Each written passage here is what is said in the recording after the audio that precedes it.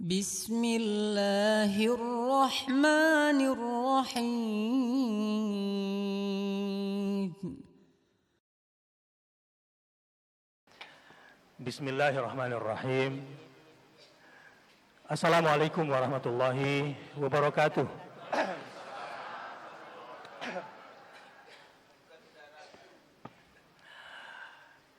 Yang saya hormati dan saya cintai seluruh muslimin dan muslimat, bapak dan ibu, nenek mama, Cadia Pandai,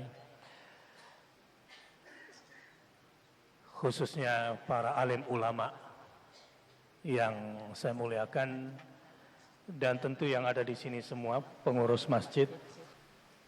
Innal hamdalillahi nahmaduhu wa nasta'inuhu wa nastaghfiruh wa nastahdihi wa natubu ilaih wa na'udzu billahi min syururi anfusina wa min sayyiati a'malina may yahdihillahu fala mudilla lahu wa may yudlil fala hadiyalah. Asyhadu an la ilaha illallah wa asyhadu anna Muhammadar Rasulullah. Allahumma salli ala sayyidina wa nabiyyina wa habibina wa syafi'ina wa qa'idina wa maulana Muhammadin sallallahu alaihi wasallam wa ala alihi wa sahbihi wa sallim. Sebagai Rangsumando, saya sedang berjuang untuk menjadi, walaupun bajunya hijau, tidak menjadi Rangsumando Langau Hijau gitu.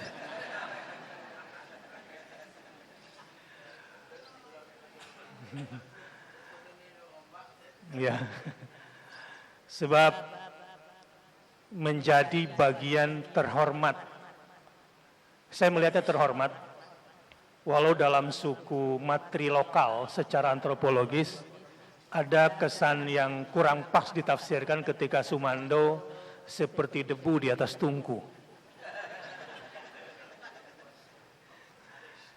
Ya, ini tentu bukan yang dimaksud oleh para pembentuk budaya yang menurut saya sangat luar biasa. Apa? Tigo tali sapilinan gitu ya. Tigo tungku sejarangan. Adalah sebuah konsep budaya yang dengan cerdas disusun oleh para ulama dan cadia pandai di sini, bekerja sama dengan pemikiran-pemikiran strategis nenek mama. Ini sebetulnya sebuah konsep berkeluarga yang ideal dalam pandangan agama Islam khususnya, jika kita melihat dengan cara yang positif. Tapi boleh jadi konsep ini disalah tafsirkan sehingga kemudian bertentangan dengan nilai-nilai syariah, sehingga keluarlah dari prinsip-prinsip adat basandi syara, syara basandi kitabullah, misalnya dalam masalah kewarisan Islam. Nah, saya berusaha untuk belajar menjadi Rangsumando nenek mama yang bersama-sama untuk membawa seluruh keluarga besar masuk surga semuanya. Tentu satu saja caranya. Harus menjalani hidup adat basandi syara, syara basandi kitabullah. Walaupun saat ini sulit sekali. Sulit sekali karena khususnya orang Minang, setelah saya pelajari antropologinya, lebih rumit menghadapi perkembangan zaman ini dalam membentuk keluarganya, karena sistemnya betul-betul sudah berhadapan dengan situasi zaman modern yang sudah banyak Rangsumando menyulitkan posisi nenek mama karena sifat-sifatnya yang tidak bisa menjadi sebagaimana seharusnya Rangsumando. Tapi ini adalah zaman yang kita tidak bisa menghindarinya. Bapak dan Ibu sekalian, dulu kalau orang ketemu ulama itu minta doa. Kalau ibu-ibu sekarang minta foto. Ini sebuah pergeseran. Jadi upacara selanjutnya bukan lagi minta doa, tapi minta aja foto. Saya yakin setelah ini bakal ramai juga nanti. Ini sebuah pertanda bahwa memang ada pergeseran. Juga begini misalnya. Tanpa disadari sebetulnya, anak-anak kita ini sedang berada dalam satu ancaman sosial yang tidak pernah Bapak Ibu mengalaminya dulu waktu masih kecil atau masih seperti mereka. Tidak pernah. Saya membuka Line ini apa ya? Ibu-ibu tahu ya Line ya? Ya tahu. Tapi yang nenek-nenek bersabarlah. Dan berpikir keras nanti cari tahu. Ini Line ini sejenis makanan bubur kampiun atau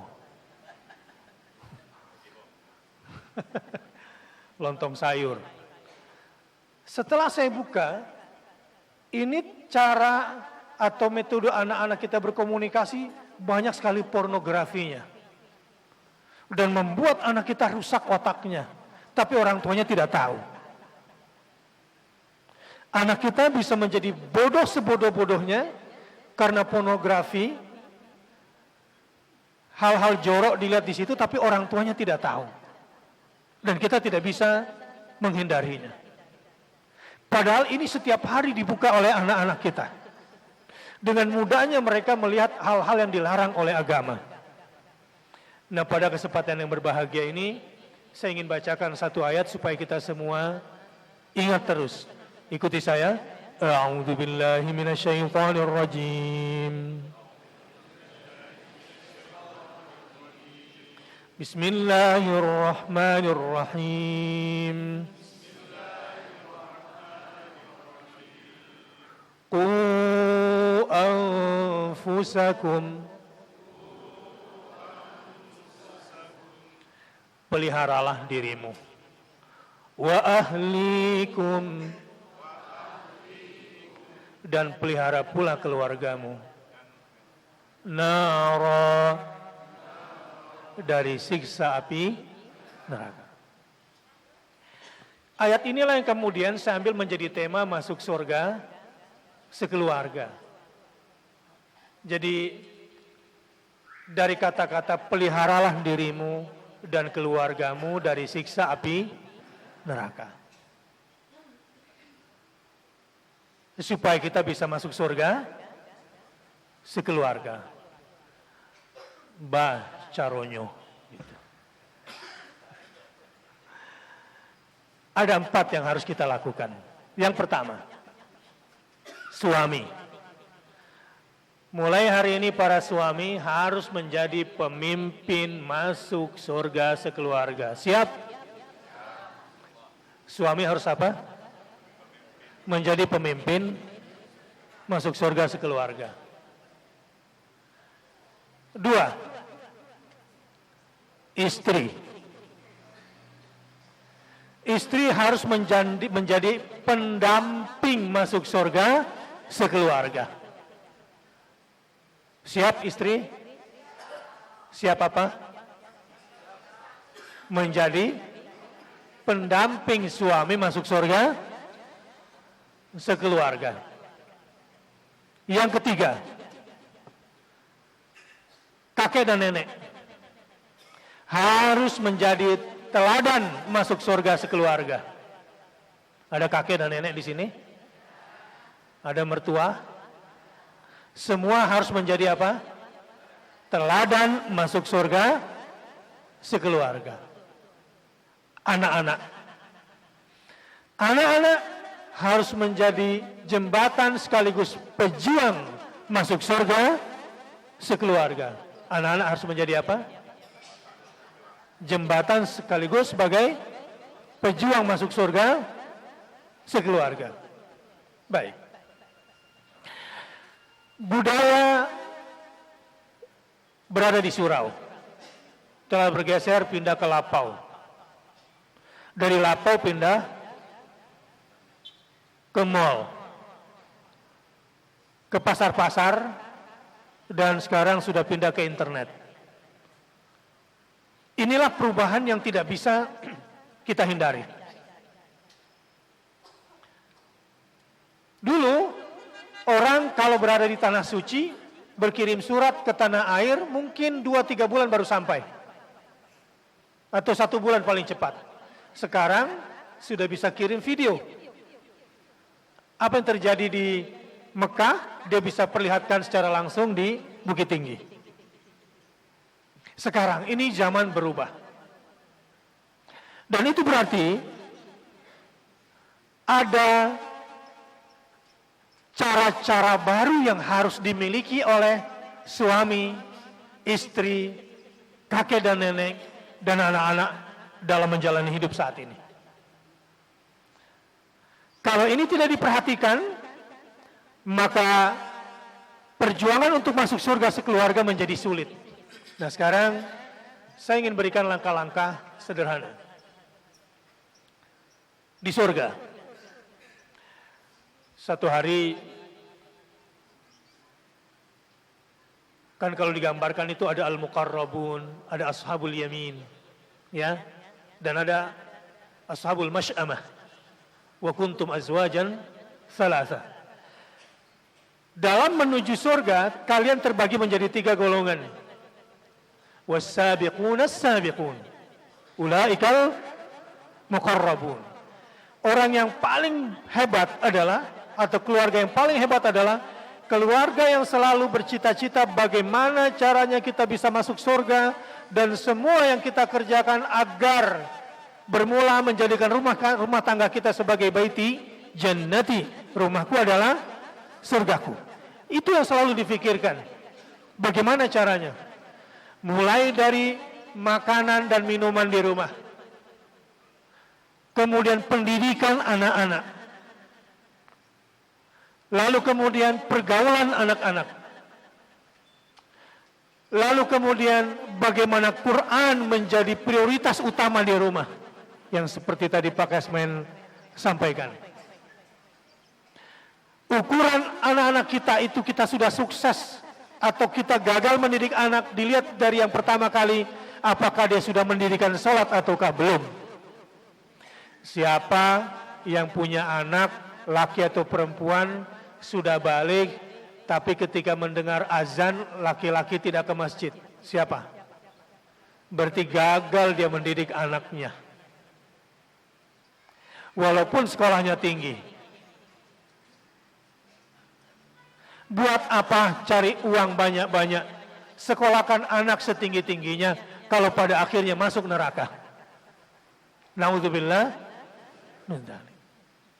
Ukuran kita itu 2. Bagaimana salatnya dan dengan bagaimana Al-Qur'annya.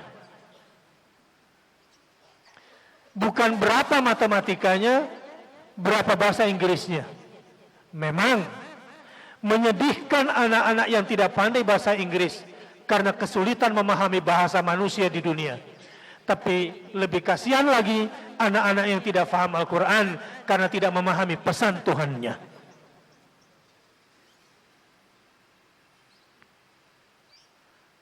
Itu lebih menyedihkan sekali sehingga dia tidak tahu arah menuju surga.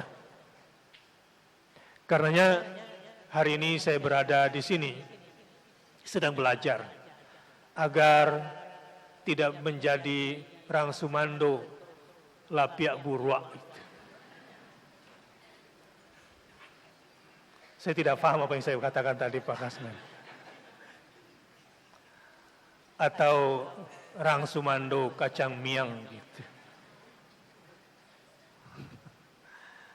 Sebab betapa buruknya kita menjadi manusia yang tidak bisa memperjuangkan sekeluarga masuk surga semuanya. Untuk seperti itu, saya masih ingat, bapak saya memang tidak tinggi pendidikannya. Guru besar saya dalam hidup saya adalah ibu saya sendiri. Demi Allah saya bersumpah, hari ini di usia saya menjelang 50 tahun, karena ibu saya lah yang mengajarkan Al-Quran kepada saya dari alif sampai ya, dan saya tidak boleh belajar dulu keluar sebelum membaca Quran sampai khatam di hadapan ibu saya. Dan sampai saat ini siapapun yang saya ajarkan Quran, semoga 100% pahalanya juga untuk ibu saya. Saya ingin bertanya, siapa ibu-ibu di sini yang mengajarkan Al-Quran kepada anaknya dari alif sampai ya? Angkat tangan. Yang mengajarkan sendiri anaknya. Padahal budaya orang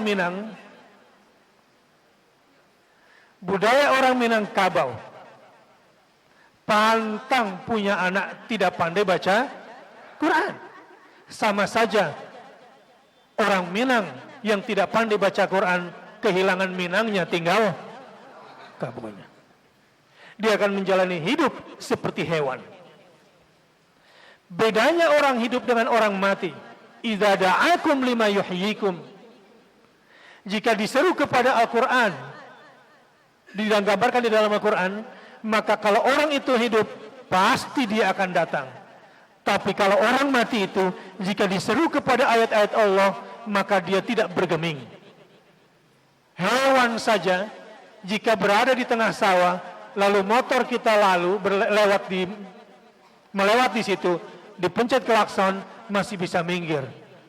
Tapi manusia yang lebih berbahaya dari hewan, manusia yang lebih sesat dari hewan, dibacakan Al-Quran pun dia tidak bergeming.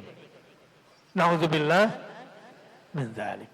Bagaimana mungkin dia bisa masuk surga, padahal jalan masuk surga semua sudah dijelaskan di dalam Al-Quranul Karim. Ihdinas siratal mustaqim. Apa itu siratal mustaqim? Apa itu jalan yang lurus? Dzalikal kitabu la raiba fihi hudan lil muttaqin.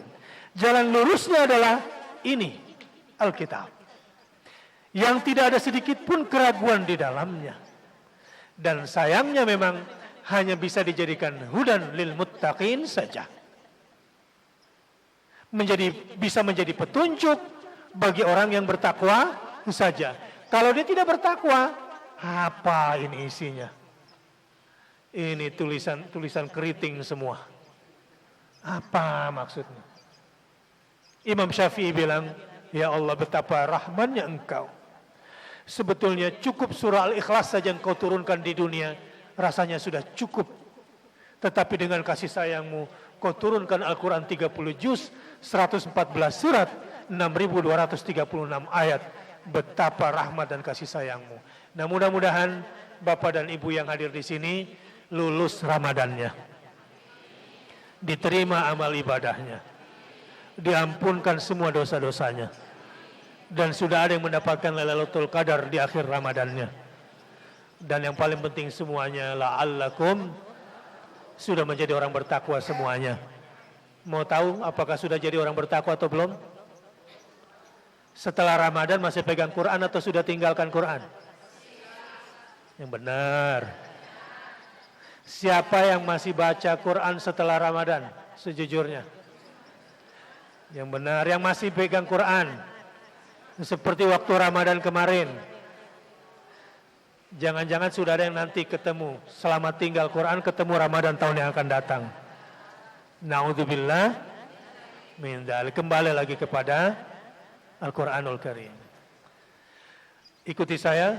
A'udzu billahi minasyaitonir rajim. Bismillahirrahmanirrahim. Jannatu adnin yadkhulunaha wa man salaha min abaihim wa azwajihim wa dzurriyyatihim. Sampai di sini. Ada surga Aden yang disediakan bagi keluarga-keluarga yang saleh. Jadi keluarga-keluarga yang bisa masuk surga sekeluarga nanti tempatnya di surga apa namanya?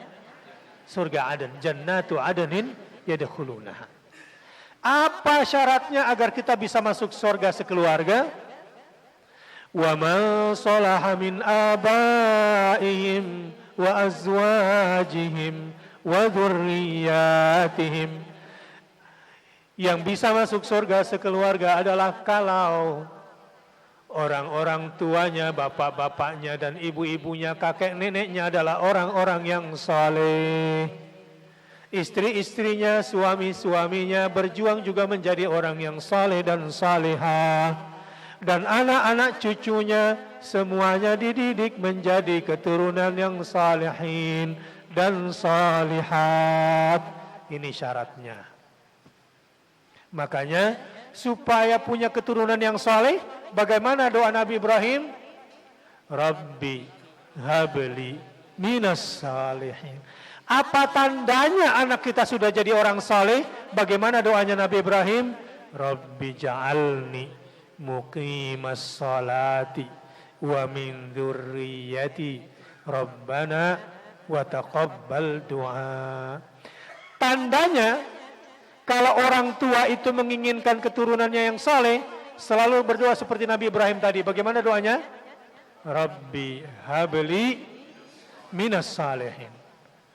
Kalau ingin melihat anaknya jadi orang saleh, apa doanya seperti doa Nabi Ibrahim tadi? Jadikanlah aku orang tua yang mendirikan salat, dan jadikanlah anak-anak keturunanku anak-anak yang mendirikan. Bagaimana doanya? Rabbi ja'alni muqimas salati wa min dzurriyyati rabbana wa taqabbal du'a. Dari tadi yang berdoa buat anak itu suami atau istri yang saya bacakan tadi? Barusan nih saya bacakan doa-doa untuk anak, yang membacakan suami atau istri di ayat ini. Dalam kehidupan sehari-hari siapa yang sering doakan anak, suami atau istri? Halo. Suami-suami sering mendoakan enggak? Suami-suami itu doakannya, ya Allah, luaskanlah rezekiku, berikanlah keuntungan yang besar daganganku. Justru malah terbalik, istrinya yang membacakan doa buat anaknya. Padahal di dalam Al-Quran cuma sekali digambarkan istri mendoakan anaknya. Yang banyak di dalam Al-Quran itu adalah suami yang mendoakan anaknya. Apalagi kalau mau lebih bagus lagi, doa suami supaya menjadi keluarganya itu yang saleh dan salihah. Siapa yang punya anak sudah besar susah sholatnya? Banyak ya. Sesudah besar merasa sudah khatam baca Qurannya, dan sekarang malas baca Quran lagi. Siapa yang punya anak seperti itu? Mungkin kurang doanya. Saya mau ajarkan doanya, mau? Ikuti saya. Rabbi auzi'ni an ashkura ni'mataka allati an'amta alayya. Oh, berarti jarang dibaca. Kalau sering dibaca pasti ikutnya gampang. Saya coba tes yang agak panjang. Kalau pendek-pendek pasti bisa ikut, tapi saya mau tes. Ini doa ini sering dibaca atau tidak? Oh, berarti cuma saya dengar. Coba saya ulangi sekali lagi. An ashkura ni'mataka allati an'amta alayya wa ala walidayya. Alhamdulillah masih ada lah 2%. Ikuti saya. An ashkura ni'mataka allati an'amta alayya wa ala walidayya wa aslih li fi dzurriyyati inni tubtu ilaika wa inni, teruskan, minal muslimin. Itu terusannya pendek sekali, 2 kata. Artinya begini. Rabbi auzi'ni, Tuhan ajarkan kepadaku, mampukan aku untuk bisa mensyukuri nikmat-nikmat yang kau berikan kepadaku melalui perantaraan kedua orang tuaku. Kalau anak-anak sudah jarang bersyukur terhadap nikmat Allah, terhadap nikmat Allah lewat orang tuanya, berarti ini anak berbahaya. Anak seperti ini biasanya selalu merasa kurang. Anak seperti ini biasanya selalu melawan kepada kedua orang tuanya. karena kurang bersyukur terhadap nikmat Allah yang diberikan lewat orang tuanya itu. Dan ini berarti orang tuanya juga gagal mengajarkannya. Baik. Sebetulnya lelaki Minang itu diajarkan menjadi lelaki tangguh. Ketika di rumah gadang yang berkuasa adalah bundokan doang. Ketika laki-laki harus menjadi marapulai. Dan ketika tidak mendapatkan tempat istimewa untuk memiliki harta. Sebetulnya orang Minang sedang dididik oleh nenek mamanya. Dengan sistem yang dibangun oleh para cari pandai dan ulamanya untuk menjadi laki-laki yang tangguh. Untuk menjadi pemimpin-pemimpin yang kuat sehingga lahir orang-orang hebat dari ranah Minang ini. Baik mereka yang ulama, intelektual maupun para pejuang dan mujahid di jalan Allah Subhanahu wa taala. Lahir orang-orang hebat. Ini sebetulnya sebuah sistem kekeluargaan yang memang material lokal atau istilah antropologi disebut dengan uso lokal, bukan untuk menyudutkan laki-laki. Bukan untuk menghinakan laki-laki, tapi untuk menjadikan laki-laki itu adalah laki-laki kesatria. Bagaimana caranya dia berjuang di hadapan keluarga istrinya menjadi rang sumando nenek mama itu. Di atas prinsip-prinsip adat basandi syarak basandi kitabullah itu. Dan dia yang harus menafkahi keluarga besarnya dengan semampu yang bisa dia lakukan, dengan tidak merasa memiliki. Dan ini sebetulnya adalah sebuah mental zuhud. Mental zuhud dalam bahasa agama, kalau dia sudah melakukan itu, tapi memang tidak mudah. Kalau di rumahnya tidak dididik menjadi laki-laki yang bertauhid, la ilaha, kalau kurang la ilaha illallahnya, berat untuk menjadi seperti itu. Karenanya dia akan menjadi pencari dunia, pecinta dunia, menjadi orang yang pelit. Akan banyak nanti julukan-julukan yang akan diberikan oleh keluarga perempuan terhadap laki-laki seperti ini. Ini tugas siapa mendidik anak menjadi kesatria? Bapak dan Ibu sekalian, kalau ingin menjadi anaknya terhormat nanti, kata kuncinya, man arada dunya fa'alaihi bil ilmi, wa man arada al-akhirah fa'alaihi bil ilmi, wa laysa bil fulus, wa man aradahuma fa'alaihi bil ilmi, wa laysa bil mal. Kalau ingin anak keturunanmu terhormat, kalau ingin anak keturunanmu nanti mulia, bukan dengan harta, bukan dengan tahta, juga bukan dengan dunia. Dia hanya akan menjadi orang mulia dengan ilmu di dunia dan dengan ilmu di akhirat. Dan di kedua-dua tempat dia hanya akan mulia dengan ilmunya. Nah, kembali kepada ayat. Ilmu apa yang harus diajarkan kepada seluruh isi keluarga adalah bagaimana menjadi lelaki saleh, bagaimana menjadi istri yang salihah, dan bagaimana menjadi anak-anak yang salihin dan salihat. Caranya begini. Ya, tadi saya sudah menyampaikan soal Quran, saya sudah menyampaikan soal salat. Ini wajib, ini tidak bisa tidak. Jadi nanti kalau sudah azan subuh, Allahu Akbar, Allahu Akbar. Bagaimana cara ibu bangunkan anak sholat subuh biasanya? Ayo bangun. Nanti masuk neraka kamu, begitu ya? Waduh, anak tidak mau bangun subuh kalau gitu caranya. Sepohon kayu lebat.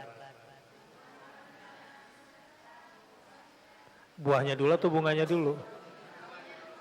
Lebat bunganya serta buahnya, gitu ya. Walaupun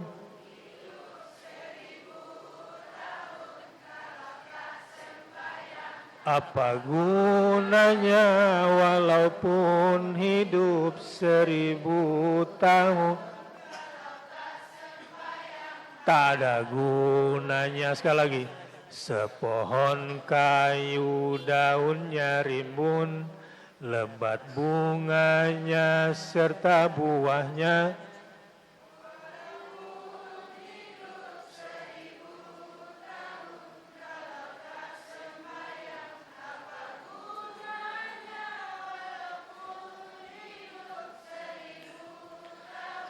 Kalau tidak sholat tidak ada gunanya. Itu nomor satu sudah. Kemudian saya sudah masuk ke ilmu dan sekarang adalah masuk kepada akhlak. Nah, ketika masuk kepada akhlak, di sini banyak orang-orang tua yang sudah mulai kehilangan anaknya. Di sini banyak. Sudah mulai banyak nggak narkoba di Bukit Tinggi? Narkoba sudah mulai banyak? Hilang sudah generasi kalau sudah kena narkoba. Anak yang sudah kena narkoba tidak akan pernah bisa sembuh selamanya. Tidak ada kata sembuh kalau anak sudah kena narkoba. Seseorang dikatakan sembuh dari narkoba kalau dia meninggal dunia tidak pakai narkoba. Saya ulangi. Anak itu dikatakan sembuh kalau dia meninggal dunia dalam keadaan tidak memakai narkoba. Persoalannya adalah banyak anak-anak kehilangan ayahnya, banyak anak-anak kehilangan ibunya. Karena ayahnya sibuk sendiri, ibunya juga tidak perhatikan anaknya. Saya tidak tahu kalau di Bukit Tinggi. Ustaz, ibu-ibu di Bukit Tinggi yang tidak mengurus anak atau lupa mengurus anak biasanya sibuk apa? Ya? Dagang. Ya. Yang kedua apa? Ya, pegawai kantoran. Terus apa lagi? Tani sawah. Bagus bekerja. Bagus jadi pegawai. Insya Allah halal penghasilannya. Dan mudah-mudahan pekerjaannya bisa menjadi jembatan dia masuk surga juga. Asal tidak meninggalkan kewajiban mendidik anak-anaknya. Asal memberikan waktu yang terbaik setelah pulang dari kantor untuk memberikan satu ayat setiap hari atau satu hadis setiap hari. Kalau tidak hafal ayatnya, tidak hafal hadisnya, tunjukkan dengan perbuatan, dengan teladan. Kalau tidak hafal ayatnya, tidak hafal hadisnya, minimal sampaikan maknanya. Banyak pepatah-pepatah Minang yang saya lihat luar biasa itu. Cuma saya lupa untuk mengingat satu-satu. Apa kemarin istilahnya? Kemenakan anak di pangku. Kemenakan di bembeng, orang kampung dipatenggangkan. Banyak enggak orang-orang tua itu kerja sendiri, lupa sama anaknya? Ada. Orang tua seperti apa itu kalau dalam bahasa Minang? Kalau istilah orang Sumando seperti apa istilahnya orang seperti itu? Dia hanya sibuk dengan dirinya sendiri, ini seperti Sumando pejantan saja, kurang manfaatnya. Apa istilahnya itu? Sumando pejantan itu. Hah? Bukan langau hijau, ada satu lagi itu. Hah? Lapiak buruk. Itu lawan katanya. Lawan kata lapiak buruk ada satu lagi. Apa istilahnya, apa paja atau apa namanya. Udah nanti sajalah, saya juga lupa.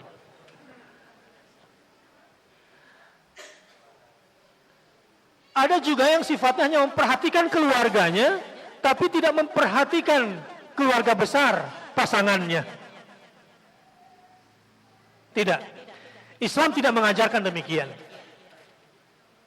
Islam mengajarkan wa anfusakum wa ahlikum, dan keluarga-keluargamu, keluarga-keluarga besarmu, naran, dari siksa api neraka. Sekarang fungsi nenek mama itu harus lebih ketat lagi membimbing anak-anaknya kemenakannya semua. Kembalikan kembali prinsip itu, anak di pangku, kemenakan dibimbing. Itu sekarang masih ada nggak? Masih ada nggak itu? Kenapa terjadi seks bebas di Bukit Tinggi? Kenapa banyak narkoba di Bukit Tinggi? Karena sekarang sudah dunia terlalu penting, uang terlalu besar, harta menjadi tujuan. Ukuran seseorang terhormat dunia lagi, naudzubillah min dzalik. Kalau ini terus yang terpelihara dan tidak segera kembali membangun kembali Bukit Tinggi berdasarkan adat basandi syara basandi kitabullah, anak betul-betul dipangku. Apa yang dimaksud dengan dipangku? Pangku, talkinkan di telinganya, bacakan ayat-ayat Allah Subhanahu wa taala. Talkinkan di telinganya, bacakan hadis-hadis Nabi sallallahu alaihi wasallam. Dipangku bisa bermakna ketika dia tidur, peluk dan bacakan ayat-ayat Allah sampai dia hafal. Hafal karena orang tuanya berulang-ulang membacakan ayat Quran kepada anaknya. Waktu saya menjadi juri di RCTI acara Hafiz Quran, ada satu anak hafal Quran itu karena setiap hari ayahnya memangku anaknya. Bagaimana caranya? Setiap anak pergi sekolah, anak ditaruh di depan, duduk di motornya. Ini bahasa saya dipangku dalam pengertian yang luas. Karena mulut ayah dekat dengan telinga anak waktu mengantar anak-anak sekolah. Dibacakan setiap ayat beberapa kali. Sehingga sampai sekolah ayahnya berhasil mengulang-ulang 5 ayat. Mari sama-sama kita baca juz amma misalnya. A'udzubillahi minasyaitonirrajim. Bismillahirrahmanirrahim. Ayahnya bacakan ini. Amma yatasaalun. Di telinga anaknya. Amma yatasaalun. Amma yatasaalun. Amma yatasaalun. Amma yatasaalun. Anaknya diminta mengulang sambil naik motor. Anaknya sudah bilang sama ayahnya, amma yatasaalun. Baik, lanjut ke ayat berikutnya. Anin naba'il azim. Anin naba'il azim. Ayat yang seperti ini, motornya dijaga oleh malaikat untuk tidak jatuh. Ayat yang seperti ini mendapatkan pahala yang besar dan tidak akan pernah bisa dilupakan oleh anaknya. Ayah, ibu yang sibuk mencari uang tidak didoakan oleh anaknya. Karena anak-anak yang mendoakan orang tuanya sibuk mencari uang dan tidak memperhatikan anaknya, sehingga anaknya lebih dekat kepada temannya, lebih dekat kepada orang lain. Anak sering lupa mendoakan kedua orang tuanya. Setelah sampai di sekolah, anak ini sudah hafal 5 ayat. Alladzi hum fihi mukhtalifun, kalla saya'lamun, thumma kalla saya'lamun. Pulang, ayahnya jemput lagi anaknya. Siapa ayah-ayah di sini yang setiap hari antar jemput anaknya?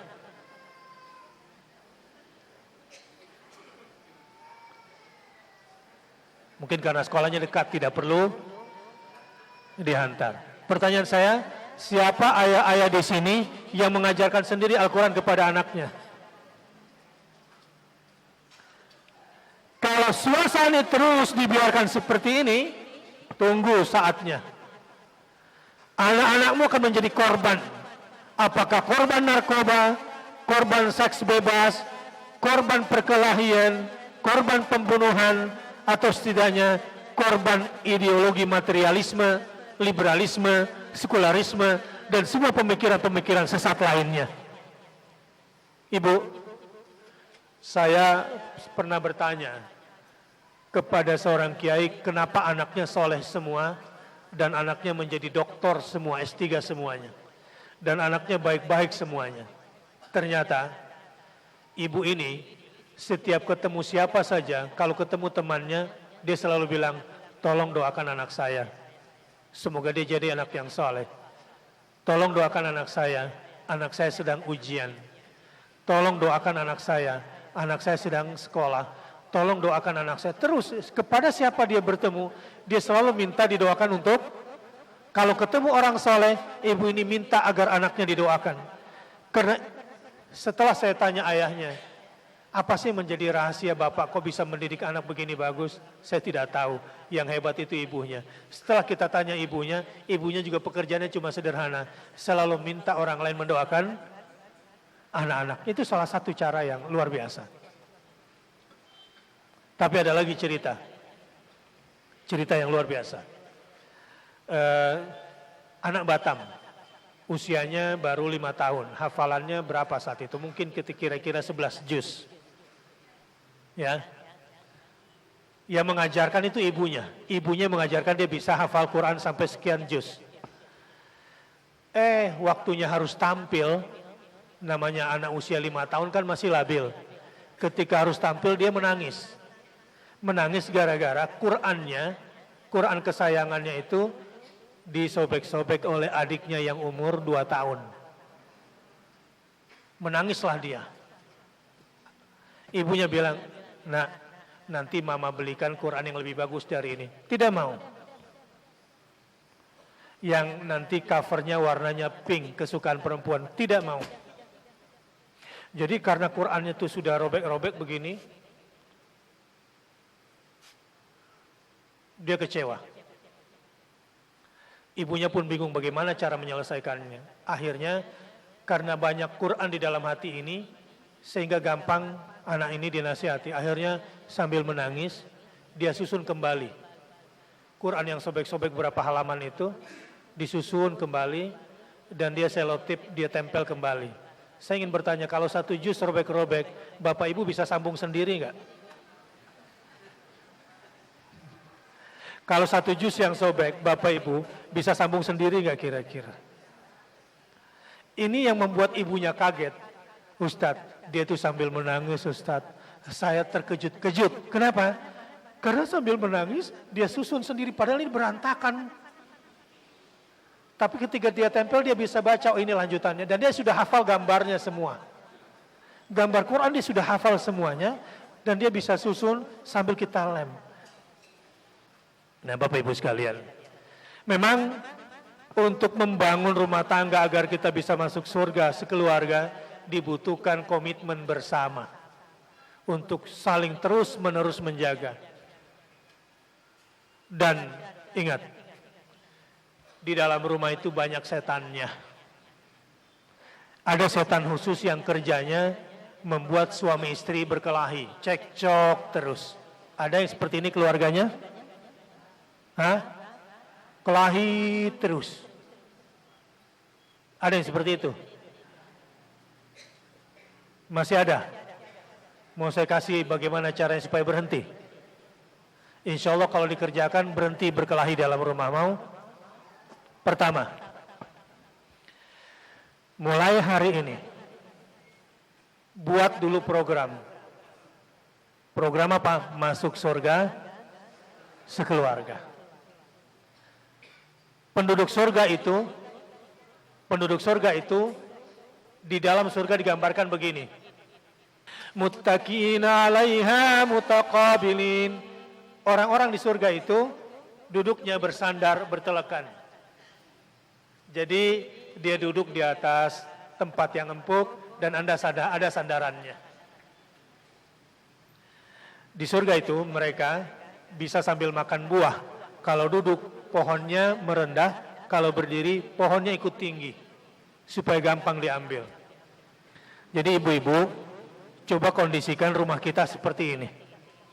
Ya, jangan rumah itu kayak rumah hantu. Kalau suami pulang, anak pulang, wajah istri itu kayak hantu di rumah. Tegang. Harus wajah itu menyenangkan. Dan siapkan rumah itu jangan berdebu. Lantainya sering dipel, sofanya sering dihisap debunya, ya, mejanya juga selalu dilap rapi yang baik. Jadikan rumahku adalah surgaku. Suasana itu dibangun. Karena setan itu suka tinggal di dalam rumah yang pengap, yang jiwa orang-orangnya juga tidak sedap. Usahakan kalau masuk rumah kayak penduduk surga. Assalamualaikum, semuanya. Masuk ke kamar anak, anak masuk ke kamar orang tua mengucapkan Assalamualaikum. Qilan salaman. Oke, apa yang terjadi di dalam surga nanti? Yatufu alaihim wildanu mukhalladun. Pelayan-pelayannya itu untuk ibu-ibu disiapkan pemuda-pemuda yang tampan dan tidak pernah tua selama-lamanya. Setiap ibu disiapkan 1000 pelayan. Yatufu alaihim wildanu mukhalladuna biakwabin wa abariqa. Ada teko, ada ceret, dan ada cawan-cawan yang bagus. Dan minumannya tidak membuat mabuk dan tidak membuat pusing. Jadi berikan minuman yang enak buat anak, siapkan minuman yang terbaik buat suami. Kalau di surga gambarannya jus-jus anggur yang tidak memabukkan, yang enak-enak. Ya, jangan minumannya apa? Itu setiap hari. Selalu berpikir bagaimana menjadikan rumahku adalah dari hal-hal yang sederhana itu. Terus lanjutannya, wa fakihatin mimma yatakhayyarun. Siapkan buah-buahan di rumah bermacam-macam. Walahmi thayrin mimma yashtahun. Dagingnya di surga pun daging-daging burung digambarkan begitu, tapi burungnya tidak sama dengan di dunia. Ini menggambarkan bahwa yang terenak yang disiapkan. Ini randangnya jariang terus. Kalau saya suka. Tapi orang bilang memang cuma punya 2 jenis makanan. Yang pertama enak, yang kedua enak sekali. Tetapi ini gambaran surga. Lalu, apa gambaran surga yang lainnya di dalam kehidupan mereka? Walahmi thayrim mimma jazaan bima kanu ya'malun. Kalau perbuatan keluarga atau anak-anak ini baik, kasih hadiah. Kalau perbuatan dia buruk, panggil dan nasihati baik-baik, lalu berikan sanksi yang membuat dia menjadi orang yang baik. Selanjutnya adalah la yasma'una fiha qilan, la yasma'una fiha lagwan wala ta'sima. Di dalam rumah jangan keluarkan perkataan yang tidak ada gunanya. Apalagi perkataan dosa. Selalulah qilan salaman. Keluarkan kata-kata yang baik saja kepada pasangan. Jangan mendamprat, berhentilah. Kalau sudah pernah punya pengalaman seperti itu, berhentilah. Apalagi menuduh, apalagi berkata tinggi, bernada keras, tidak sopan seperti itu. Anak-anak sudah harus diajarkan bagaimana bertutur kata yang halus, berbudi kata yang lembut, dan berakhlakul karimah. Itu sudah mulai diajarkan di rumah. Sebab kalau anak sudah melihat orang tuanya berkelahi, anak selalu mendengarkan kata-kata kasar terhadap anak-anaknya dari orang tuanya, ini jiwa anak akan menjadi jiwa yang gersang. Nah, beginilah kehidupan surgawi. Apa yang harus kita lakukan di dunia ini? Begini, satu hari di surga ada yang saling bertanya ketika saling duduk menikmati buah-buahan di surga. Ada yang bertanya, ceritakan dong bagaimana caranya kok kamu bisa masuk surga sekeluarga. Ternyata jawabannya adalah, semua penduduk surga kalau ditanya kok bisa kamu masuk surga sekeluarga, jawabannya ternyata sama. Apa itu jawabannya? Qalu, jadi fa'aqbala ba'duhum ala ba'dhin yatasaalun qalu inna kunna qablu fi ahlina musyfiqin. Dulu waktu kami masih di dunia, di dalam rumah tangga kami sering mengingatkan akan bahayanya siksa api neraka. Keluarga-keluarga yang seperti ini biasanya adalah keluarga-keluarga yang menginginkan keluarganya baik dan masuk surga semuanya. Siapa yang tahu tempat setan di dalam rumah? Di mana? Di WC. Apa doanya masuk WC? Allahumma inni a'udzubika minal khubuthi. Rumah yang kotor itu dilihat dari WC-nya dulu. Kalau WC-nya bau, air tergenang bercampur sisa kotoran saat buang air atau cebok di situ tidak bersih, itu setan khubus dan khaba'ith senang sekali di rumah itu. Makanya Rasulullah SAW menganjurkan sebelum buang air, itu lubang WC-nya disiram dulu, lantainya disiram dulu. Rasul bersabda, inna hadzal hashush muhtadharah. Tempat yang paling sering dikunjungi setan itu lubang WC dan tempat yang kotor di rumah. Tapi ada tempat nomor 2 yang sering dikunjungi setan di rumah. Di mana? Ruang TV. Di ruang TV itu tempat setan nomor 2 di rumah. Jadi, kalau kotor WC-nya, kotor tontonannya, maka rumah ini sudah menjadi permulaan neraka bagi rumah tangga ini. Misalnya, pencet remote tidak baca a'udzubillahi minasyaitonirrajim, yang dicari yang positif atau yang negatif biasanya acaranya. Itu acara dangdut, Indosiar misalnya. Ya Allah, dari jam berapa itu orang goyang itu? Orang Bukit Tinggi sukanya nonton apa? Hah?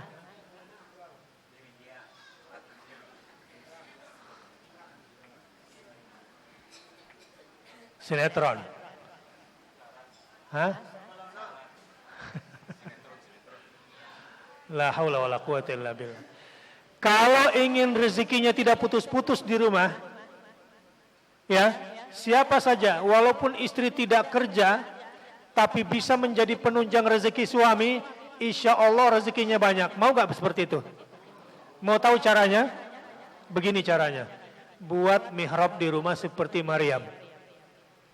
Kullama dakhala 'alaiha Zakaria al-mihraba wajada 'indaha rizqa. Qala anna laki hadha? Qalat huwa min 'indillah.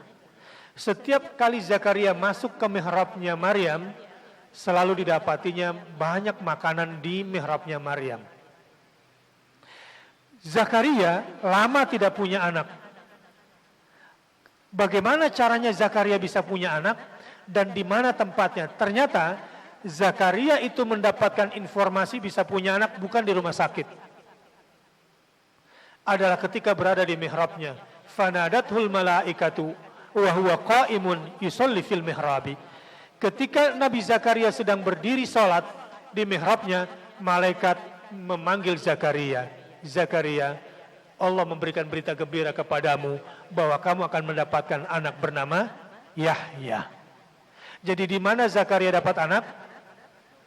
Di mihrabnya. Orang yang punya mihrab di rumahnya, berarti ada tempat malaikat di rumahnya. Berarti akan banyak rezeki di dalam rumahnya. Karena rumahnya sudah menjadi rumah ibadah. Buat mihrab di rumah, enggak harus bikin mihrab baru, cukup sajadah saja. Di situ tempat baca Quran, di situ tempat berzikir, di situ tempat sholat-sholat sunnah, di situ tempat beribadah, di situ tempat berdoa, di situ tempat curhat, di situ tempat menangis, di situ tempat sujud yang lama, walaupun dalam kondisi menstruasi, di situ tempat membaca tasbih yang banyak, di situ tempat kita kemudian memohon kepada Allah Subhanahu wa taala, berdoa kepada Allah Subhanahu wa taala.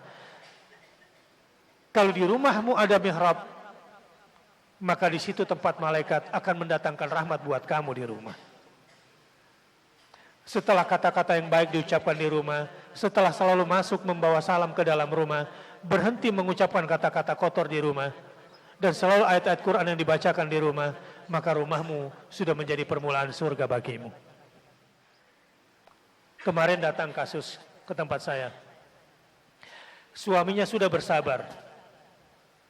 Istrinya selalu cemburu kalau suaminya datang ke tempat ibunya.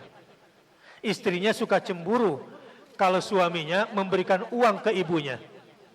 Saya katakan di hadapan istrinya kepada si suami, "Hei suami, ceraikan istrimu, pilih ibumu. Seandainya aku menjadi kamu, saya ceraikan perempuan seperti itu. Karena surga kamu wahai laki-laki di depan ibumu, di bawah telapak kaki ibumu. Hei perempuan, istri, surga kamu itu ada pada kaki suamimu. Kalau aturan Allah sudah kamu langgar di dalam rumah, berantakan rumah tangga kamu. Meski sholat setiap hari, berjamaah setiap hari, tapi suami tidak berani mengambil keputusan.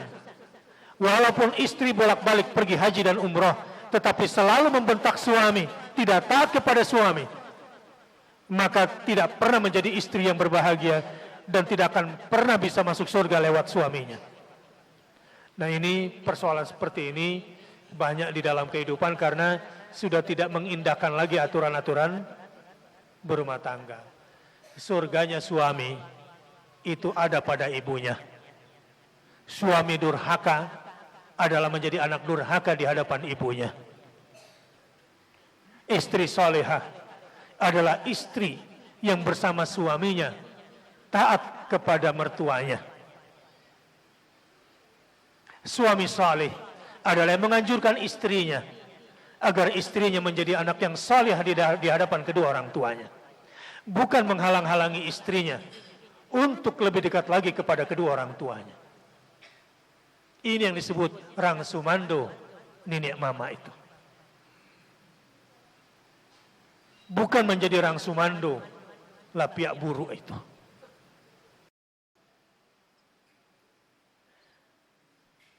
Aturan-aturan ini kalau sudah mulai dilanggar, maka tunggu tanggal bencananya. Walaupun rumah tangga ini kelihatan panjang, tetapi selamanya rumah tangga ini, rumahku adalah nerakaku selamanya. Nah, terakhir, yang juga membuat rumah tangga tidak bahagia karena penghasilannya haram, berdagangnya haram. Ini perbuatannya kaum Nabi Saleh. Berdagangnya tidak lagi nyaman. Alhamdulillah, mudah-mudahan semua pedagang di Bukit Tinggi menjadi pedagang yang jujur. Ada banyak kalau kita mau ceritakan semua. Ya, setidaknya yang sedikit ini mudah-mudahan bermakna buat kita semua. Aqulu qouli hadza wa astaghfirullah li wa lakum. Subhanakallahumma wa bihamdika asyhadu an la ilaha illa anta astaghfiruka wa atubu ilaik. Mohon maaf atas semua khilaf dan salah. Wassalamualaikum warahmatullahi wabarakatuh.